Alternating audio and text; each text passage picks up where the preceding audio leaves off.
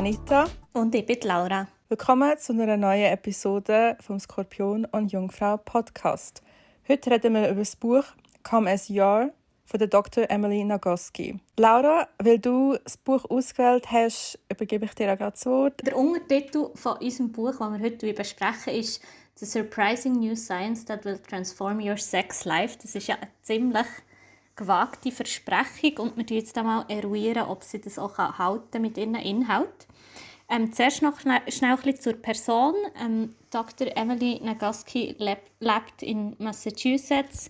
Sie hat einen PhD in Health Behavior im Spezialgebiet menschliche Sexualität. Unter anderem ist sie auch Dozentin in verschiedenen Fächern, zum Beispiel Sex, Gender and Reproduction, Human Sexuality, Relationships and Communication, Stress Management und Sex Education. Also sie hat sehr ein breites Fachwissen und das Wissenspäckchen hat sie in ihrem Buch jetzt auch für andere, die nicht aus diesem Fachgebiet sind, zugänglich gemacht. Es ist in mehrere Kapitel eingeteilt und ich werde euch jetzt ein paar nennen von diesen Kapiteln, dass ihr ein grösseres Bild machen könnt, welches genau die spezifischen Inhalte sind.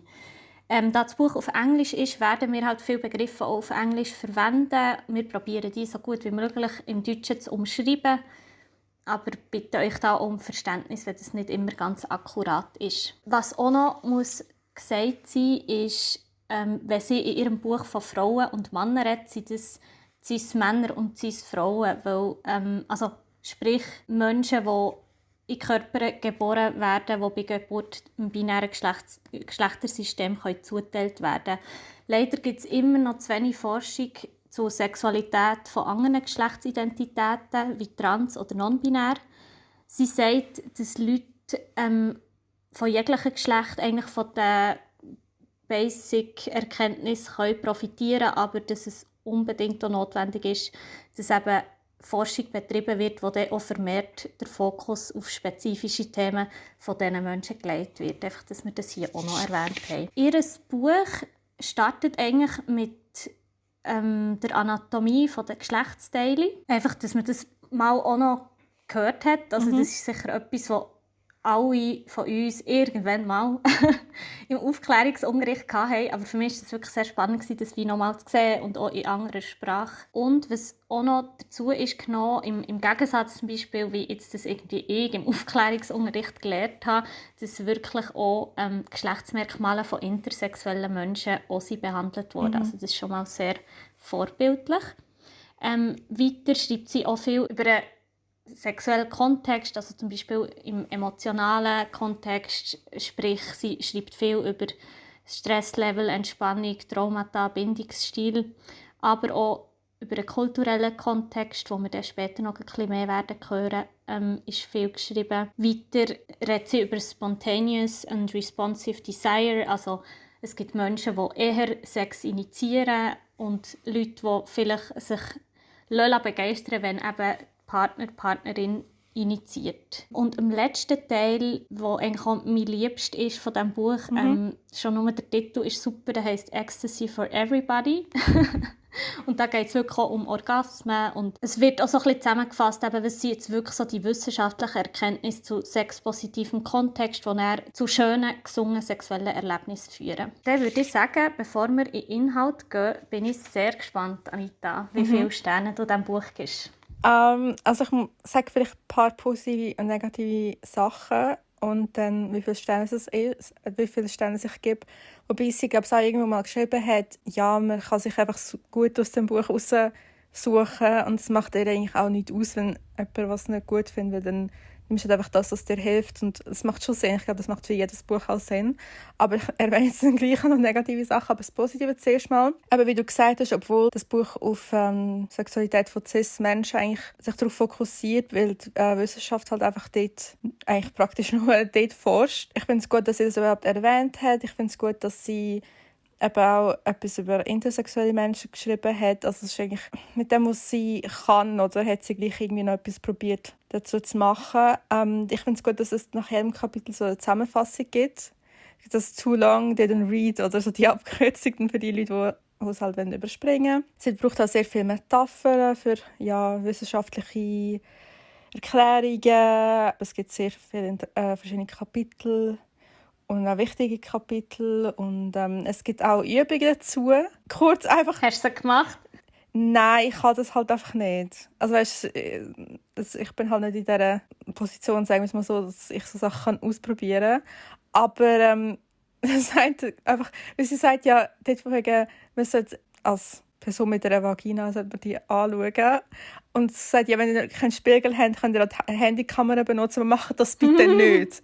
Macht das bitte nicht. Erstens mal, wenn ihr aussehen, diese Bilder. macht keine Bilder. Macht das so nicht, weil ich weiß nicht, wer Zugriff von euch... Also es ist jetzt nicht paranoid, oder? Aber okay, wir machen das nicht. Ja. Aber das ist eigentlich eher einfach eine Side-Note. Ja. Aber sie will wirklich also praktisch... Nicht nachahmen. Genau. Sie will wirklich so praktische Sachen jetzt auch in dem Buch. Eben, überlegt euch, was hat euch denn gefallen oder nicht gefallen und schreibt das auf. Oder halt auch am Ende des Buches gibt es wirklich so Anleitungen. Von dem her, das ist schon mal gut. Aber was mir nicht gefallen hat, ist erstens mal der ganze Abschnitt, wo sie über das Gewicht redet. Es macht es einfach lächerlich. Sie kennt sich eben mit Sexualität aus, mit so Sachen, das ist ihr Gebiet. Das andere ist offensichtlich nicht ihr Gebiet, weil sie sagt zum Teil Sachen, die so wie ins Lächerliche zieht. Die Grundaussage wegen das Gewicht ist nicht das Wichtigste, ist klar, logisch. Aber dann sagt sie so als Beispiel wegen, ja, wenn ich dir das Bein abmontiere, bist du auch leichter. Oder im Weltall bist du auch leichter. Und das macht einfach, das zieht so ein ins Lächerliche. Und da habe ich so gedacht, also weißt, wenn du da nicht informiert bist, dann schreib lieber nichts dazu. Weil so an sich, klar, ist Body Positivity hat dann wahrscheinlich sehr viel mit Sex Positivity zu tun. Und halt, wie man sich fühlt und so weiter, das ist schon klar. Aber eben da habe ich so ein bisschen gefunden, ja, das hätte sie ein bisschen anders machen können. Dann ihre Schreibweise. Das Buch sollte für jede Person lesbar sein, aber sie braucht dann so Sachen, die irgendwie for real sind, reals, so ein bisschen so wie ins Kindliche gezogen. Oder wenn sie sagt, irgendwo sagt sie so, für den einen Mann von einer Kollegin muss sie Sachen übersetzen, so ins Dude Speak, weil so manly man, weißt du, für ihn muss es übersetzen, so Männer das so schnell würden kapieren. Und auch jedes Mal, bevor sie etwas Wissenschaftliches sagt sie, sorry, ich muss es kurz erklären, ich bin so nerd, aber wahrscheinlich interessiert sich nicht so. Nachher irgendwie Folge 3 Sätze, die wissenschaftlich sind, nachher so, ich hoffe, wir haben es geschafft. Und dann denke ich mir also, ja, chill. Also weißt du, wieso musst du nicht jedes Mal so uns so wie kleine Kinder behandeln? Ja, in dieser Art von Büchern kommt es halt nicht so... Es ist halt so eine Mischung zwischen, ich weiss, die Kategorie ist blöd, aber so Self-Help und gleich wie, ich weiss auch nicht. Also es ist halt so ein Mix. Ja, es ist schon ein wissenschaftliches Buch und ich verstehe das auch, dass sie hat das vielen also ermöglichen, das zu verstehen. Aber für das hast du eben die Zusammenfassungen, für das hast du die Metaphern, für das Stimmt, ja. Und dann tust du so wie die Länge ziehen und nachher irgendwie eben so ein fast schon ein bisschen, keine Ahnung. Also da habe ich gefunden, hätte sie es ein bisschen anders machen können. Aber sonst, genau so wie ich das einschätzen kann, die Informationen, habe ich schon eben hilfreich gefunden. Ist schon mal gut zu wissen. Es ist wahrscheinlich auch nicht ein Buch für Leute, die sich schon sehr gut damit auskennen, wahrscheinlich nicht, weil es hat auch schon Sachen drin, wo ich denke, das sollten eigentlich alle Leute wissen. Und das macht mich fast schon traurig, dass man das noch erwähnen muss in dem Sinne. Aber ich glaube, das ist so, wenn du dich mit nichts auskennst, es könnte so wie ein gutes erstes Buch sein in dem Sinne. Und wegen dem gebe ich dem Buch 4 von 5 Sternen. Genau. Ich übrigens auch. Ah, okay. Das Gleiche. Du hast sicher gedacht, ich gebe 5, gell? Ich bin mir nicht sicher gewesen, aber ja, jetzt nimmt mich schon Wunder, was... Ja, also ja, nicht so eine ausführliche Begründung. Es ist mehr so aus dem Bauch raus. Also was mich so ein bisschen gestört sind, zum Teil die Fallbeispiele, weil die dann teilweise so in die Länge sind gezogen worden oder dann wie verschoben. Also manchmal hat es ja auch wie geheißen, und wie sie das lösen, erfahren wir im Kapitel 9. Und das hat mich manchmal so ein bisschen irritiert, weil in dem Moment, also wenn ich dann beim Kapitel 9 war, habe ich das wie nicht mehr gewusst. Ja, irgendwie hat es mich einfach dort das so ein bisschen gestört. Und allgemein, sie erwähnt Sachen sehr häufig. Also weißt, die ja auch wichtig sind, aber das mit same parts, just organized in a different way. Das kommt etwa 20 Mal vor. Also klar, es bleibt einem, oder? Also das geht eben darum, dass die Geschlechtsteile eben same parts, but just organized in a different way. Und das ist ja auch wichtig. Oder auch das mit Breaks und Accelerator, das ist für mich wirklich wie zu ausführlich beschrieben gewesen. Und dann so, mit der Zeit habe ich wirklich so gedacht, so, okay, I get it. So, man hätte es, glaube ich, ein bisschen kompakter machen können. Und was ich da auch ein bisschen ankreide, ist, dass es einfach wirklich auch noch ein Workbook gibt. Gut, hier macht es noch Sinn, aber das ist halt einfach so die Masche Sommer geben ein Buch raus und dann kommt dann noch das Workbook, einfach, dass man dann nochmal ein bisschen Geld machen kann. Ja, es ist vielleicht ein Vorurteil, aber... Ja, zum Glück macht das niemand anders, wo du gerne hast. Hashtag, ja, Glennon darf das. Wieso denn? Aber sorry, was mit Sex zu tun hat und so. Wobei, aber hast du nicht am Ende... Ja, es macht wie Sinn. Also es macht schon Sinn in diesem Kontext. Aber ich finde gleich immer so, weißt du, es ist dann nochmal eine Publikation, wo... Gut, ich denke, sonst wäre das... Und sie hat ja schon Übungen drin. Genau, also. ja. Ich denke, das ist wahrscheinlich schon eher für die Leute, die halt vielleicht nicht das Geld haben, sondern eine Sextherapeutin zu gehen. Ja, Therapeutin. ich bin recht. Aber ja, stimmt, ich kann es auch nicht so gerne, wenn man so ein bisschen Werbung für sich macht und so. Und 20'000 Mal muss erwähnen, ja, in meiner Studie das und das habe ich das schon gemacht und lesen das doch dort. Nein, aber okay, interessant. Aber ja, ich meine, Jammer auf hohem Niveau. Es ist absolut fantastisch. Auch die Art, wie sie über Sex kann schreiben, ohne dass es... Eben, es ist so natürlich, das bewundere ich.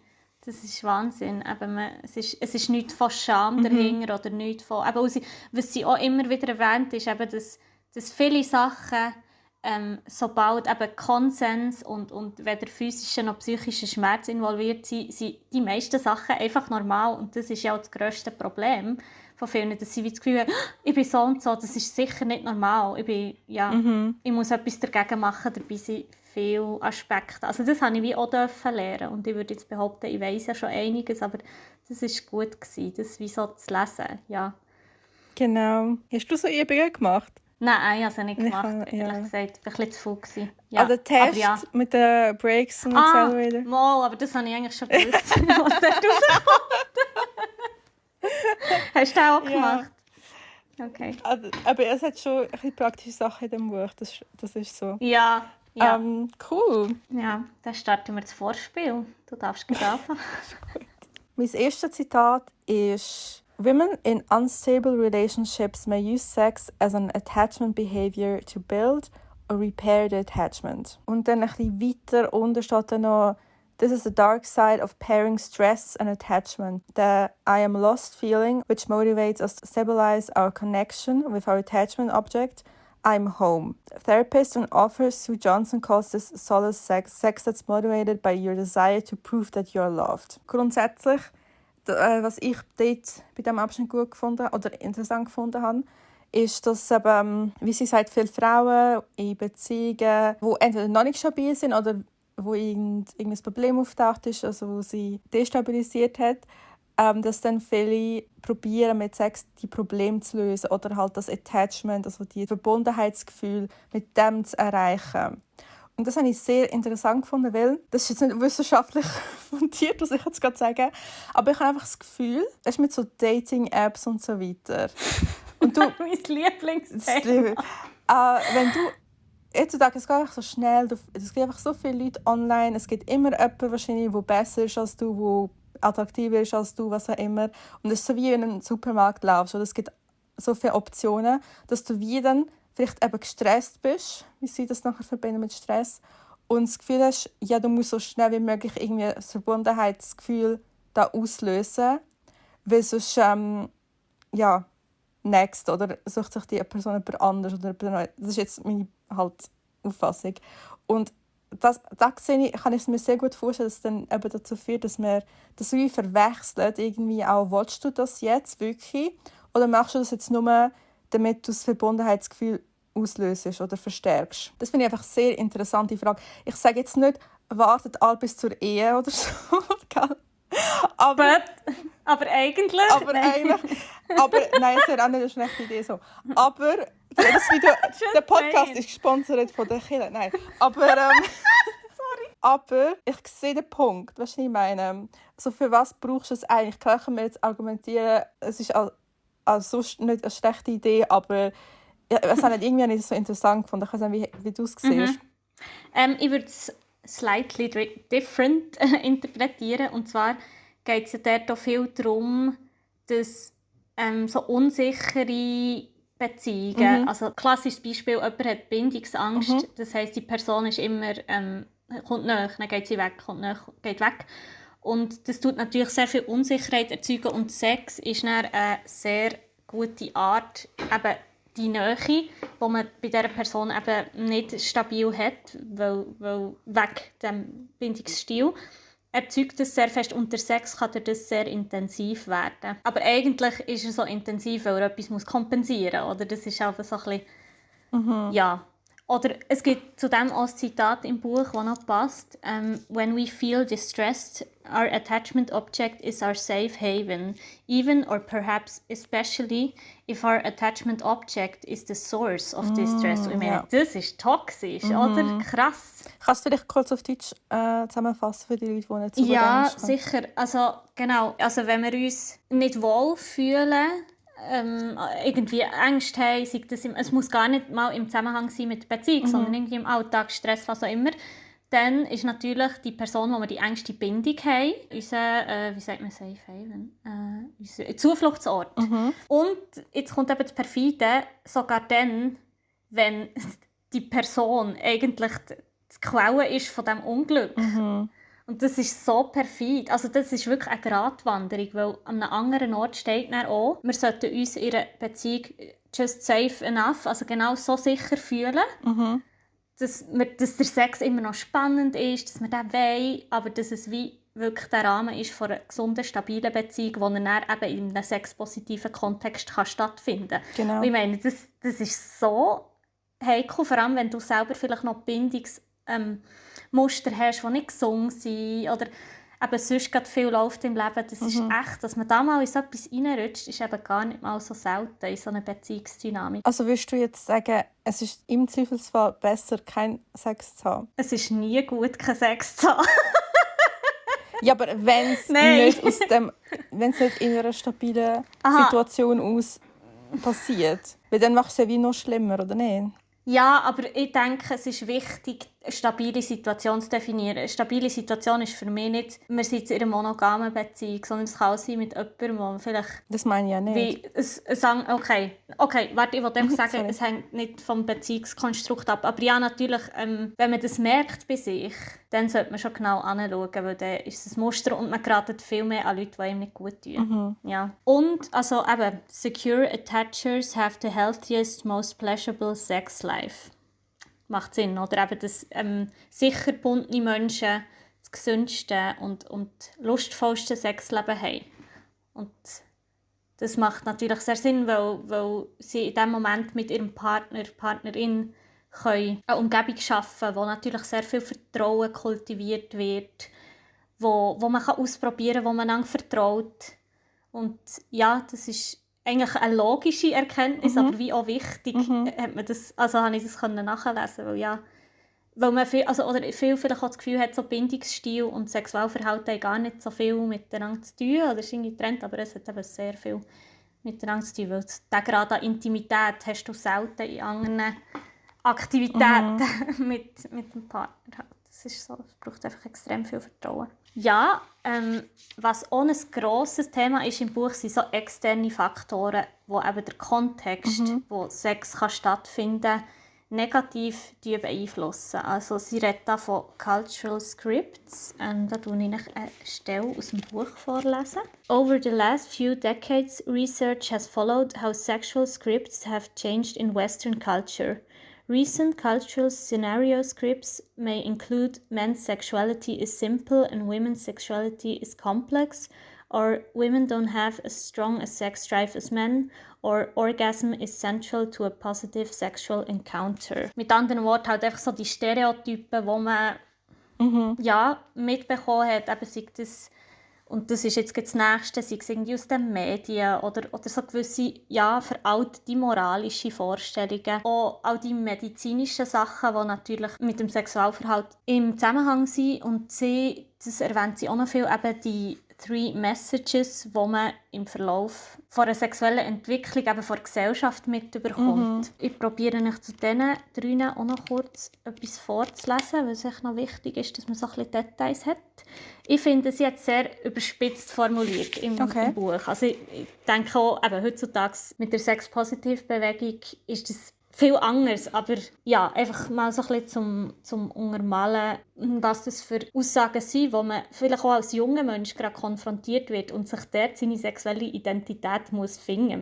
Mit so Aussagen. Also jetzt Nummer 1 wäre eben the moral message. If you want or like sex, you're a slut. Your virginity is your most valuable asset. If you had too many partners, too many means more than your male partner has had, you should be ashamed. There is only one right way to behave and one right way to feel about sex. Not to feel anything about it at all, but to accommodate the man to whom your body belongs. Also ich meine, eben so direkt und so krass wird einem das ja nie übermittelt, aber was dahinter steckt, ja, es wird echt sehr klar, wenn man das liest. Und bei der Medical Message steht das: Sex causes disease and pregnancy, which makes it dangerous. But if you're ready to take that risk, sexual functioning should happen in a particular way. Desire, then arousal, then orgasm, preferably during intercourse, simultaneously with your partner, and when it doesn't, there is a medical issue that you must address. Und auch noch die Media Message: Spanking, food play, ménage à trois. You've done all these things, right? Well, you've at least had clitoral orgasms, vaginal orgasms, uterine orgasms, energy orgasms, extended orgasms, and multiple orgasms, and you've mastered at least 35 different positions for intercourse. If you don't try all these things, you're frigid. If you've had too few partners, don't watch porn, and don't have a collection of vibrators in your bedside table, you're a prude. Ja, einfach so ein bisschen das. Und mir nimmt hier noch Wunder, wie hast du das erlebt, aber auch so im Kontext von Aufklärung als junger Mensch? Haben dich so Bilder beeinflusst? Oder hast du das wie... Oder ich kann schnell von mir, glaube ich, sagen, weil ich glaube, es ja, ich meine, eben so direkt wird es einem ja nie unter die Nase gehabt, aber es ist schon so, also ich weiss auch nicht, eben so als junger Mensch irgendwie bekommt man dann so Filme aufs Handy geschickt oder eben schaut mal... Das ist strafbar. Ja, das ist strafbar. Ja, schon, aber also ich glaube, was heutzutage in diesen Gruppenchats abgeht bei den Jugendlichen, das will man im Fall nicht wissen. Ja. Ich habe einfach das Gefühl, genau, es ist noch schwierig als junger Mensch vor allem, aber man redet ja nicht so drüber, sicher auch nicht mit den Eltern, will man überhaupt nicht drüber reden, mit seinen Peers okay, aber also die haben ja selber auch noch keine Ahnung. Und also jetzt, dann, als ich noch in die Schule gegangen ist einfach auch die sexuelle Aufklärung ist nicht also fundiert gewesen. Ich glaube, das ist jetzt schon viel besser mit SexualpädagogInnen, die in die Schule gehen. Also ich hoffe es zumindest. Nicht in Texas. So, jetzt kommt das später. Ja, genau. Anita erzählt es noch schnell. Das passt jetzt gut. Einerseits, also Texas ist ja eh so ein Beispiel, weil sie dann praktisch überall nur Abstinence Only lehren. Also in der Schule, das einfach... Also sie erklärt das gar nicht. Wegen dem die ganzen so Teen Moms und so. Also ich glaube, die meisten kommen irgendwie aus Texas oder so. Und also momentan ist ja auch das Problem mit den Abtreibungsgesetzen und so. Ja.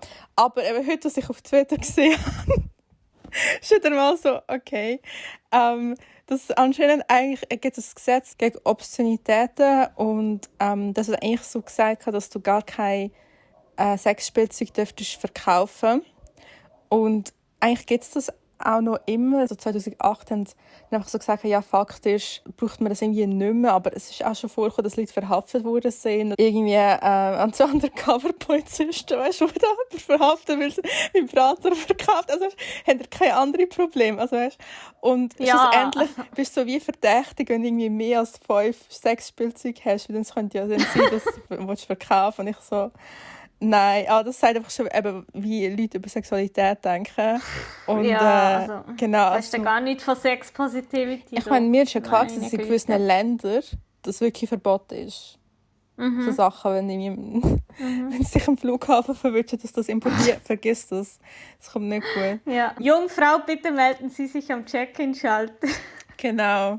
Ja, nein, aber ich glaube, eben meine Frage, um nochmal zu dem zurückzukommen, wie hast du das erlebt? Weißt du, die externen Faktoren? Also ich bin ein ganz spezieller Mensch. Fangen wir mal so an. Nein. Speziell cool. Also wir haben so anatomische Sachen, habe ich das Gefühl, haben wir schon angeschaut. Weißt, wir müssen so das Buch lesen über Pubertät und keine Ahnung, so Sachen, weißt, in der Primarschule noch. Ja. Ich habe so in der Oberstufe einfach kurz, was wir durchgenommen haben, das war einfach so peinlich und irgendwie nicht hilfreich. Außer ein paar mega interessante Geschichten, wie der Biolehrer, weil ich so gefreut habe, hat auch so erzählt, wie er das ist Coming Out und so. Das war noch interessant, so, weißt du, mal zu hören und so. Das war noch cool. ja. Aber vor allem, wenn man etwas durchgenommen hat, also immerhin besser ist als nichts, ist es nicht so um Verhütung gegangen und nicht um Sexualität und Sexualität ausleben. Gleichzeitig, also von der Schule her war es praktisch nichts gewesen, nein. Meine Mutter hat mit Bravo abonniert, weil das ist so ihre Aufgabe so gewesen, so never mind, ich gebe dir jetzt einfach das Heftchen. Aber genau, ich meine, outgesourced. Ja, und dort hast du eben so Dr. Sommer, wo dir Sachen Fragen Ja, so aber mit den Bildern auch. Bilder, das ist eben auch noch lustig. Ja. So, es hat immer so eine Doppelseite gehabt mit einer nackten Frau und einem nackten Typ. Nie habe ich die angeschaut. Nie habe ich die... Was? Die habe ich immer übersprungen. Oh mein Gott, du bist so ein anständiges Kind. Ich habe gesagt, ich bin speziell. Nie habe ich die Seite angeschaut. Aber ja, das ist... Gibt es einen Nobelpreis für das? Nein, aber... auf jeden Fall, ich habe auch mega lange wirklich überlegt, bis zu der Ehe zu warten. Das war eigentlich auch nicht eine schlechte Idee gewesen. Aber vielleicht war das auch eigentlich eher so gewesen, weil ich einfach mit mir selber unzufrieden war. Das ist einfach eine einfachere Aussage. Zu sagen, ja, ich date jetzt nicht, weil ich warten als ich finde wahrscheinlich niemanden, weil ich mich unwohl fühle und so ausgesehen, was auch immer. Also mit diesen Gedanken. Vielleicht war es so ein bisschen eher Selbstschutz gewesen, wer weiß. Aber so als grundsätzliche Idee ist schon nicht schlecht. Aber wo bin ich jetzt stehen geblieben? Also ich finde die Idee natürlich nicht gut, aber da sind wir ganz unterschiedlich, da müssen wir ja nicht drüber debattieren. Aber weißt du, was lustig? Es muss für einen stimmen, für einfach die Person. Und aber... Ja. Aber dadurch, ich hätte jetzt nicht so einen Gruppendruck, ich meine heutzutage, das hätte es schon immer gegeben, wenn du so Sachen siehst. Von den Medien bist du aber gleich immer so, wenn du so Serien schaust, ich meine, sorry, ich kann... mit 12 ist dann so Gossip Girl rausgekommen, weißt du? Dann hast du auch so Minderjährige, so, die sagen, das ist so wie normal. Oder du hörst auch von Leuten langsam, Kolleginnen und so, eben von so gewissen Sachen und so. Also so ganz ohne, also nein, den Druck habe ich nie verspürt. Aber weißt du, Sachen bekommst du gleich mit, eben in den Medien, so wie ganz normal, dass das so abläuft. Oder das, was du sagst von den Medien, weißt eben dort, es wird halt einfach nicht akkurat dargestellt. Es ist ja alles so ein bisschen oversexualized. Auch die Serien und so, das kommt immer vor. Und jetzt, es wird langsam besser, aber ja, einfach, es wird falsch teilweise halt dargestellt. Und wenn du dann als Jugendliche oder einfach als Person, die noch nicht Sex hatte, das wie als Vorbild nimmst, dann hast du, glaube ich, einfach dann auch, ja, wenn du dann das Gefühl hast, es müsste eben so sein, dann ist das, was im Buch sagt, oder dann hast du das Gefühl, etwas ist nicht gut mit dir, weil du das als Standard nimmst. Genau. Ja, also es kann schon ein bisschen nervig sein, wenn man so Sachen ist, vor allem so spät dann langsam checkt. Also ja, lieber spät als nie. Ja. Aber also ich bin eben mega speziell Person, weil ich gar nicht so Sachen irgendwie im Kopf habe. Genau. Aber ich finde, über gewisse Sachen sollte man wirklich viel offener darüber reden. Ja. Now, what about the loop? The loop. Genau, eben, wenn wir schon dabei sind, genau, du hast recht, passt das Zitat noch gut, weil das ist etwas von den Sachen, die ich eben gesagt habe. Ich finde es traurig, dass man das muss schreiben, aber offensichtlich. Okay, in diesem Abschnitt geht es um Gleitgel. Und zwar ist das Zitat: What is lube for? Reducing friction, which can increase pleasure, and it always decreases the risk of tearing and pain. And always use lube if you're using protective barriers like condoms or dams. Lube increases their efficacy and makes them more pleasurable. Lube is your friend. Lube will make your sex life better. Genau, wir brauchen einfach immer Gleitgel. Und Red Flag. Red Flag ist das Prinzip, das wir nicht brauchen, weil das Schlimmste... Also sorry, ganz ehrlich, nein. Get out of here. So Leute, die das Gefühl haben, das brauchst du nicht. So, hey... Ja, und dann sind sie gut, also beleidigt. Sorry, ich muss jetzt einfach sagen, aber das habe ich nur von Männerseite so mitbekommen. Genau, gut beleidigt so alle, ja, bist nicht genug feucht dabei, es kann 1000 Gründe haben. Es gibt einfach Frauen, die trockener sind. Wo man im Zyklus ist, ist man halt einfach weniger oder mehr feucht. Und genau, darum, was ich aber dort wie finde, also wenn man wie das Gefühl hat, mal, es kommt dann schon, oder man, weißt, manchmal muss man halt einfach auch ein bisschen warten, bis halt der Körper reagiert. Darum finde ich, wie... Das sagt sie im Buch ja auch, es ist ja nicht alles so 1:1. Nur, wenn ich jetzt sagen wir, von einer Hetero-Beziehung jetzt sagt, der Mann wäre jetzt parat. Das heisst nicht, dass der gleichzeitig abläuft, so in dem Sinn. Genau. Aber ja, also auf jeden Fall, das, was du sagst, ja, das ist da zum Brauchen und das ist ein mega gutes Hilfsmittel und eben, also Schmerz sollte nie ein Teil von einer sexuellen Erfahrung sein und darum ja unbedingt, also sehr wichtig, das zu brauchen, wenn man es schon hat.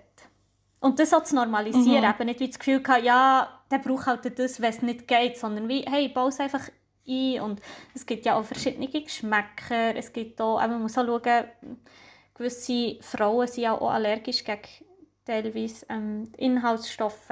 Ja, also da gibt es ja ganz, ganz viele verschiedene Sachen. Gut, dann gehe ich auch schon zu meinem letzten Zitat. The central approach to orgasm difficulties is to change the goal by making pleasure the goal, not orgasm. Also kurz übersetzt, das Ziel sollte nicht sein, dass man einen Orgasmus hat, sondern dass man sich wohlfühlt, dass man, dass man in dem Sinne ein schönes Erlebnis hat. Und ich finde das eigentlich noch ein gutes Zitat. Ich glaube eben, wie du sagst, mit den Medien ist ja immer, es wird auch schnell eben Frauen so, es wird schon geben, wieso kannst du keinen Orgasmus haben und so weiter. Und das macht einem wie noch gestresster. Und wenn man vielleicht eben das so ein bisschen weglässt, in dem Sinne, sich nicht sagt, jetzt muss ich unbedingt einen haben. Also klar, eben, je nachdem kann man mit der Zeit ein bisschen schauen, experimentieren, aber wenn man sich ein bisschen den Druck wegnimmt, hilft das, denke ich jetzt mal. Es ist auch noch lustig, sie hat ja ein Beispiel im Buch von umgekehrter Psychologie, wo sich ein Paar ja verbietet, einen Orgasmus zu haben und dann, was passiert, sie haben einen. Oder so ein bisschen so. Aber es ist schon so, ich habe manchmal das Gefühl, es wird wie so, das ist wie so die Bergspitze vor sexuellen Begegnung, ist der Orgasmus dabei, könnte sie einfach ein Bänkchen am Wegrand sein und entweder hockt man ab oder nicht. Aber es ist leider halt sehr auch in den Filmen, oder? Eben, es ist so die typische Szene, romantisch, sie schlafen zusammen und dann kommen beide gleichzeitig.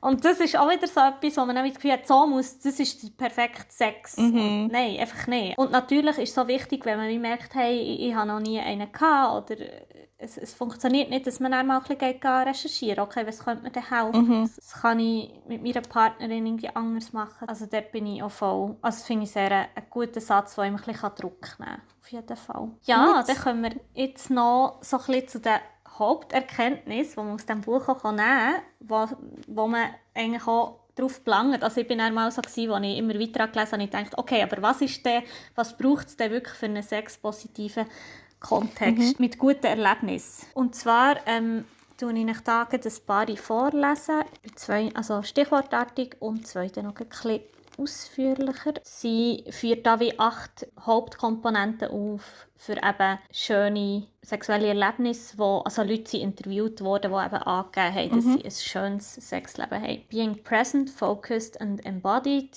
Ja, da geht es halt auch sehr fest darum, im Körper zu sein und nicht fest im Kopf.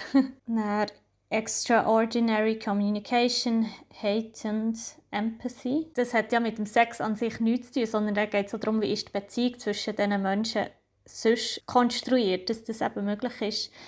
Dann Authenticity, being genuine, uninhibited, transparency. Extraordinary sex involves emotional nakedness and a shame-free expression of sexual pleasures and desires, which usually requires going through a process of rejecting the sexual scripts and shoulds we're raised with. Und das Letzte, yes, extraordinary sex can include feeling like you're melting into the universe and connecting with the divine in a way that changes you, heals you, and truly makes your life and relationship better. When our daily lives require a lot of boundary setting, our sex lives are transformed when we are willing and able to dissolve our boundaries with a trusted partner. Also, und aus dem habe ich halt so ein bisschen rausgenommen, eben guter Sex erscheint nicht einfach so auf magische Art und Weise. Ich glaube, es braucht echt Arbeit und Geduld und es ist wie auch eine Folge von einer Bindung, wo Leute miteinander haben, wo eben die Voraussetzungen ebnet, dass es möglich ist. Oder auch dort, also ich meine, es sind ja logische Sachen, wenn man es so liest, und gleich, es ist einfach wichtig.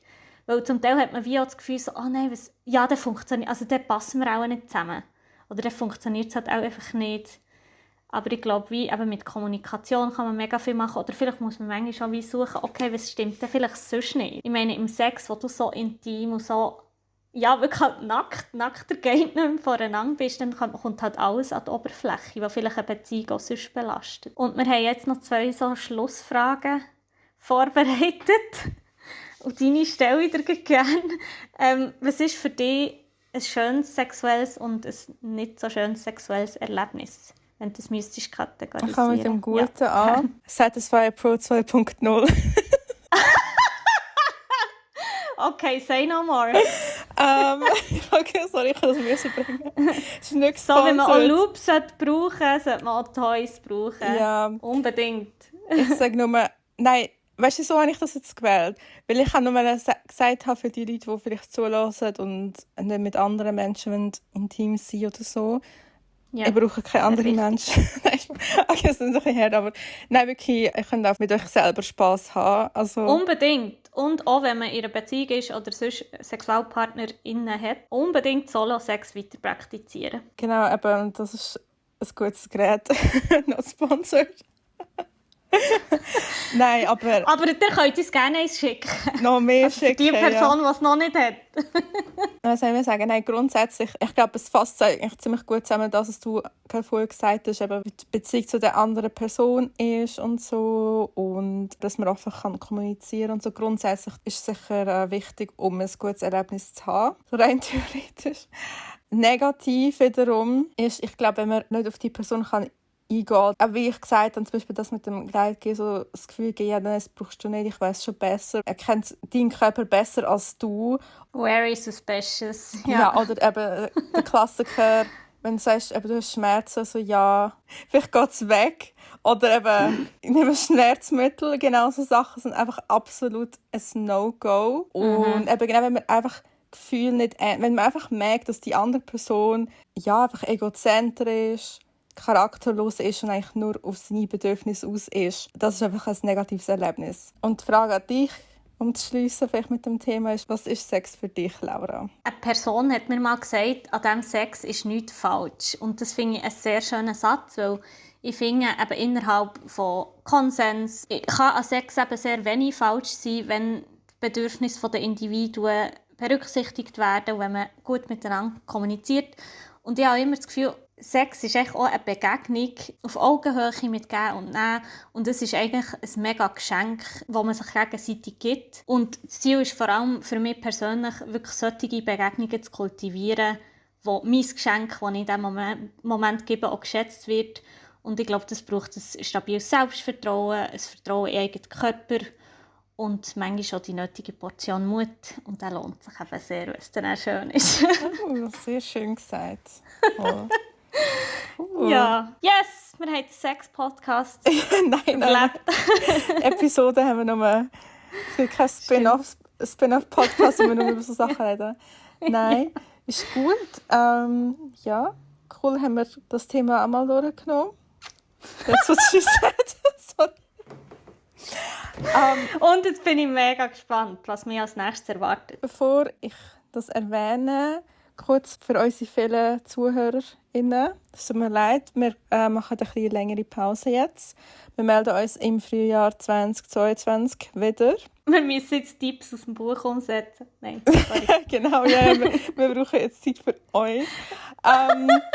Nein, aber ich habe gedacht, um dann wieder einen Einstieg zu finden, so ein bisschen als Spezialepisode oder wie wir immer das nennen. Wir haben es jetzt so gemacht, dass wir immer neue Bücher gelesen haben, also die wir beide nicht gekannt haben. Und ich habe gedacht, es wäre noch cool, vielleicht dann ins neue Jahr zu starten mit 5 Büchern oder so, die wir schon mal gelesen haben, die uns geprägt haben. Und dann können wir darauf eingehen, wieso, und vielleicht auch gibt es dann den einen oder anderen Diskussionspunkt über das Thema und so ein bisschen, genau, das finde ich jetzt eigentlich noch cool, so eben eine Art Buchempfehlung oder halt einfach genau, was uns in dem Moment gefällt von Büchern. Ja, das ist super. So eine coole Idee. Freue ich mich gerade. Cool, merci, dass es dir gefällt. Genau. Ja, dann wären wir eigentlich schon am Ende. Merci vielmals fürs Zuhören. Ihr findet unseren Podcast auf Apple Podcasts, Google Podcasts, Spotify, auf YouTube. Ihr könnt uns ein Mail schreiben auf anita.podcasts@gmx.ch. Wir freuen uns über jedes seriöse Mail. Viel Spass beim Lesen und bis nächstes Jahr. Bleibt gesund.